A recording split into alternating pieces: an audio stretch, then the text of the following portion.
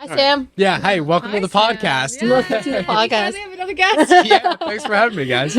Everybody always slides into our DMs or emails us asking us, does this fragrance smell like X? We always get the question of, I used to wear this fragrance by Dior or YSL or what have you, by these big brand names, and they want to know what can they easily transition into. And this is one of our toughest questions, really, because nothing we make smells like anything that's on the market. No, it doesn't. And that's the biggest thing that stood out to me when I first smelled one of your guys' fragrances. I think it was the Colonia. I was like, okay, this is obviously wildly different than anything I've ever smelled before. And you can really smell that it's like, there's no synthetics in there. Yeah. Like it smells like a natural scent. Like when you're outside and you smell like nature or something like that. Yeah, it smells like real ingredients. When you use synthetics, you know that you're smelling chemicals. Like when people talk about fragrance and how fragrances are created,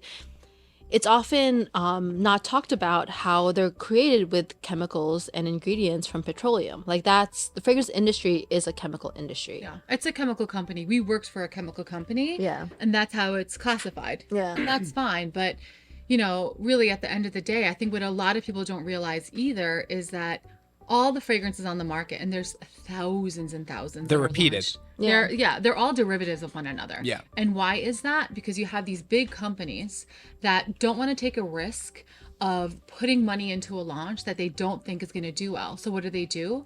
They look at the top 5 or 10 selling fragrances in the world globally. They basically say, okay, let's do a derivative of this, something that is pretty much the same, but with a little twist. Yeah. And so when it comes to us, right, we're using a completely different ingredient palette. Yeah. Good or bad.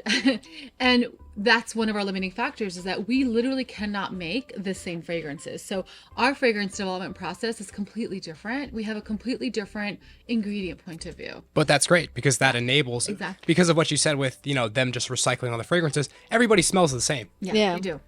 So you're walking around and you're smelling a derivative of every fragrance you've ever smelled, and everybody just And you're blends paying all together. different price points for it. Yeah, you're paying all different price points. Yeah. Whereas like the number one compliment I get when I wear Esas fragrance is like, what is that? Like that smells like so unique. And I'm like, yeah, because like there's nothing else like this on the market. Like you're not going to smell like anybody else if you're wearing anything you guys make. And isn't that what you want when it comes to fragrance? Like you kind of want your own signature scent, right? When Sam walks into the room or Amanda walks into the room, you want to know that it's Amanda, Yeah. right? Not Amanda, put some fragrance on. You're so little Amanda. No, but and that's why people wear fragrance, right? Yeah. They want to essentially have their signature scent. But how signature can it be when millions of other people are wearing the same fragrance or something very similar to it? Yeah. And so that's kind of one of the big pros that we have, is that because we don't use the 4,000 synthetics that the conventional industry uses, our fragrances end up being very unique. And you'll also never know that a fragrance that you buy from one brand versus another brand is completely the same because you don't see the ingredient list. You'll never know if the same ingredients is being used in one brand versus another because the fragrance industry is hidden and that ingredient list is hidden by a trade secret. Right. All you see is different packaging. All you see is assume- fragrance. Yeah. And a different brand and a Yeah. different price point. So when you see a $300 fragrance, you assume it's using better ingredients. What does that even mean? Yeah. Right. And when you see a $50 fragrance, you think, oh, this is cheaper. It's probably not as good. Yeah. And that's not the case. The same people work on the same brands Using the using shittiest the same ingredients. Terrible whether ingredients. it's for a really expensive brand or whether it's for a less expensive brand. Yeah. It's the same people with the same ingredients. So at the end of the day, you're gonna get similar product. Versus like you guys using, I mean, Amanda, you can speak to this, the difference in cost in your ingredients versus conventional fragrance ingredients. No, so it's you can get that wild. completely non-synthetic, all Yeah. natural. Yeah, like so there's like this ingredient called dihydromercenol that is used in most men's colognes. It gives like that watery freshness to a lot of men's colognes. A kilo of that is probably less than $10 versus something that we're using to get something fresh or watery, like a rosewood leaf. We're trying to get it with some various like herbaceous notes, getting watery notes from ylang, different floral notes. A 8-ounce bottle, which is half of that, would be at least $75 $200, $300. You can smell the difference. You can smell the difference for sure. And you can also notice in some men's colognes, it sort of smells like Windex because that's sort of that watery piece. But it's because Windex uses that similar type of fragrance because they know that that's what's appealing. What's an appealing note? It's fresh, Yeah. it's watery, and it's nostalgic. Most men are just walking around wearing Windex as a fragrance. They are. They're better off just spraying Windex. It's a lot cheaper. Yeah.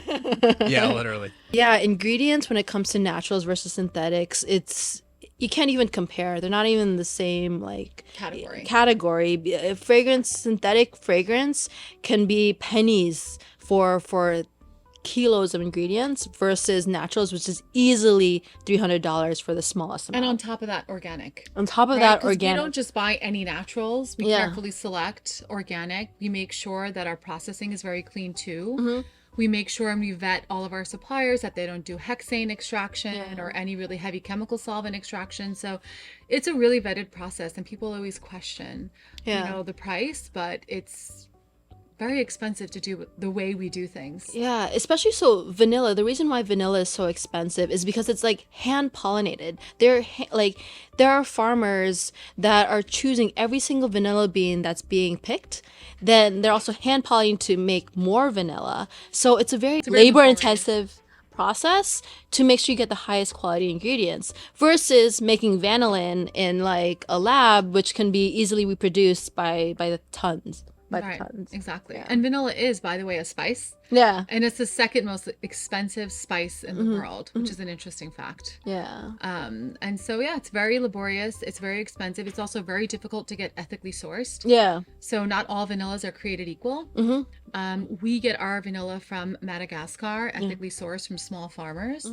And we get it from Madagascar because that climate produces the most high vanillin content vanilla. Yeah. Which is that really sweet, creamy vanilla that everybody knows and loves, because real vanilla does not smell the way people think it smells. Yeah. It's much woodier, it's resinous, it's heavy, it almost has a boozy aspect to it. Yeah. And so the vanilla that people are typically used to smelling in synthetic fragrance is vanillin, right? Vanillin, ethyl vanillin. And this is just synthetically made in a lab, and it's one compound found in natural vanilla is vanillin, right? Vanillin is found in vanilla. Yeah. And vanilla has many compounds, like 200-300 compounds. Yeah. And so whole vanilla smells very different than what people are used to smelling. It's almost like the fragrance industry and flavor industry told the world this is vanilla when it really wasn't. So when people smell our vanilla, we're like, this is different. What's in it? It's leathery, it's woody, it's resinous. We're like, it's vanilla. Yeah. It's actually the way vanilla smells. Should be. It is. Vanilla is the top selling scent and flavor in the world. Yeah. It is. It's just hands down, whether it's Yeah. So like vanilla is the top selling fragrance and scent in the world, but I feel like until you've smelled your guys' sweet cream and vanilla, you've never actually smelled vanilla. because you haven't. What haven't. you've smelled is synthetic vanillin. Yeah. Right? What's in the ice creams that you eat is synthetic vanillin. What is in all the fragrances that you love that are called vanilla is synthetic vanillin, ethyl vanillin, maltol perhaps. And it's because it's so much cheaper. Yeah. It's It's so much cheaper. If you were able to get organic vanilla from Madagascar, we pay about like $300 for the smallest amount, for less than an ounce, versus getting vanillin, which is synthetically made from the petroleum industry. And that you can get a kilo for like less than $10. So getting quality vanilla is so hard to find. And we were really excited to find the ones that we're using, because to make vanilla, the scent, it's hand pollinated. It's a very laborious process to finding the vanilla, to getting the quality of vanilla that we're looking for, to have it with a high vanillin content, so you'll get this nice smell and nice flavor. It's rare, and that's why we took the effort to find a quality farmer and finding these quality ingredients for our brand. Yeah, like it's so mind-boggling how different your guys' like vanilla scents smell versus any other vanilla scent nothing like I've you've ever smelled. smelled. It's nothing like It's not a vanilla that you've smelled before. Yeah. Right? And it's so woody, it's resinous, it's rich, it's dark. Yeah. The color of vanilla is dark. It's not white. I don't know where that came from, but vanilla is not white. Yeah. And so our vanilla is something you've never smelled. And people are always coming to us and telling us that, like, I did not expect this, but I love it. It's Yeah. so rich. It smells expensive because it is. It's very expensive to make. It's not cheap. There's no synthetics. We had no idea Bear was going to sell this well. It took us 3 years to actually formulate. Yeah. When we launched it, we actually came up with the name first. Yeah. We love the name so much, and we're like, we'll figure out what the scent is. Yeah. And we never figured it out until last year. Yeah. Literally. Yeah, and I mean, you created like a really great concept for it in like 2021. Yeah. We just remember- couldn't catch up with the juice. Yeah. But So- good things take time. Yeah, we didn't want to launch the concept of Bear without a perfect scent. Yeah. And I think we're there. Yeah. People love Bear. Yeah. It is so fresh. It is so clean. It's understated, but it's powerful. It's all the things you want in a fragrance. Yeah. And it's unique. Yeah. It's so unique. You're getting something that nobody else is going to smell like. You're not going to walk into a room, walk into a meeting or something, and it's like, oh shit, Yeah. Jenny smells exactly like me. Are you wearing Bear? Yeah. And hopefully one day you will see that, right? But for now, it is probably the most unique floral fragrance on the market. Yeah. I'll never forget when we got the package come in of the Tiara Gardenia that we're using in Bear. good.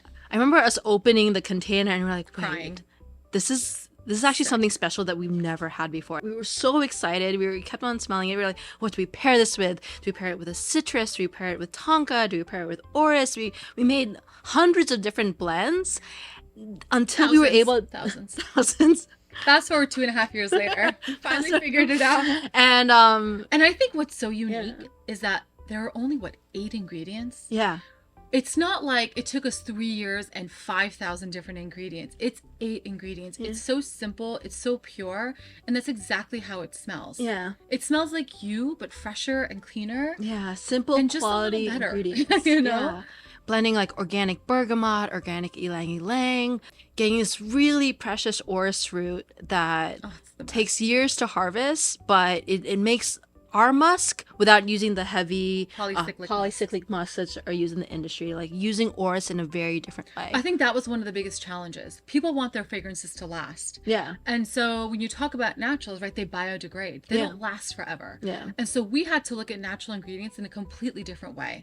We are like, how do we make a musk without the musk? And so we started to look at florals and we started to look at the molecular structure and say, okay, what part of this is going to last long? And so we were able to leverage the naturals in the best way possible to create beautiful fragrances that last. Yeah, no, it was really exciting because when you make a fresh fragrance, a lot of times you can't just put lemon. You can't just put just a straight citrus. It's not going to last. That's why a lot of just traditional fragrances don't last when they're fresh. So that's why we leverage the gardenia, we leverage the ylang ylang to bring this nuance and this freshness. There is a lot of ingredient science that goes into our formulations. Yeah. It's not straightforward. It's not like I want a lemony scent, let me add lemon. Yeah. Right? That's You not can't. how it works. Yeah. And I think that's what we've seen before on the market. So there are a lot of people that come to us apprehensive to buy natural fragrance. They're like, is it going to smell good? Yeah. Is it going to just smell like a bunch of essential oils thrown together? And the answer is no. These are really carefully, scientifically formulated over a really long period of time to give you really special experiences that last. Yeah, it's very clear that it's not just essential oils. Yeah. Like I see that all the time. I tell my friends about Esas and they're like, well, can't you just like do that with essential oils? I'm like, no, you get that a lot. cannot. It's like, feel free. Yeah. Do it, Yeah. but that's not what we do. Yeah. You know, there's a lot of care and there's a lot of expertise in working in that industry and just ingredient science alone that goes into what we do. One of the biggest challenges we had when working with naturals for fragrance was longevity, right? It was so difficult to replicate the long lastingness that people are used to with synthetic fragrance. You know, and so that was our biggest challenge. And I think we finally cracked that code of how to create natural fragrances that last. The reason why we could not replicate the long lastingness that people are used to, because the synthetic industry uses musks, synthetic polycyclic musks that never biodegrade, Yeah. which is crazy. So if you want long lasting, right, that's the idea of long lasting, is literally never biodegrading. I mean, these musks are now ending up in people's blood. It's ending up in fetal tissue. It's in umbilical cords. It's in our oceans, in our fish. I mean, this is probably longer lasting than anybody ever anticipated, but it's kind of the price that we have to pay for people wanting their fragrances to last and last and last. Yeah. The Great Lakes have been tested. All of them contain these polycyclic musks because when you take a shower, it's in your shampoo, it's in your conditioner, it's in your soap, it's in your detergent. It's everywhere. And you'll always get into your water, and the systems don't know how to filter these ingredients because they just last forever and don't biodegrade. It's as if you're melting plastic into the water and it'll just always be there. So what we did instead of using these type of musks, we took nuances of what they smell like and tried to find naturals that sort of replicate that note. So whether that's our orris root, whether it's our like 5 different types of cedar woods or amber or these heavier scents that last longer than other naturals. It's also knowing how to pair them together to create that long lastingness, right? It's not just about adding heavier molecules per se, but it's knowing what heavy molecule to pair with another molecule so that you do get that long lastingness. Yeah, the cedar wood from Virginia smells completely different than the cedar wood from Texas versus the one from the Himalayas. Knowing how to pair those together with different florals, with different herbaceous notes versus fresh notes makes the biggest difference. And it could be just a slight percentage change. That's why there's so much science that goes into our formulations. And understanding the molecular makeup of these ingredients. It's not just, this smells good, let's add it. Yeah. It's like, what is the molecular makeup? What are we trying to do? And what are we trying to enhance? What kind of notes are we trying to recreate? It's taking that approach. Yeah. It's not blending essential oils. It's not blending essential oils. Like even our vanilla, we use like this CO2 process that's cold, that preserves the nature of the vanilla. It's not about putting vanilla extract that you can get in the grocery store. It's a very specific process that we use to extract our ingredients.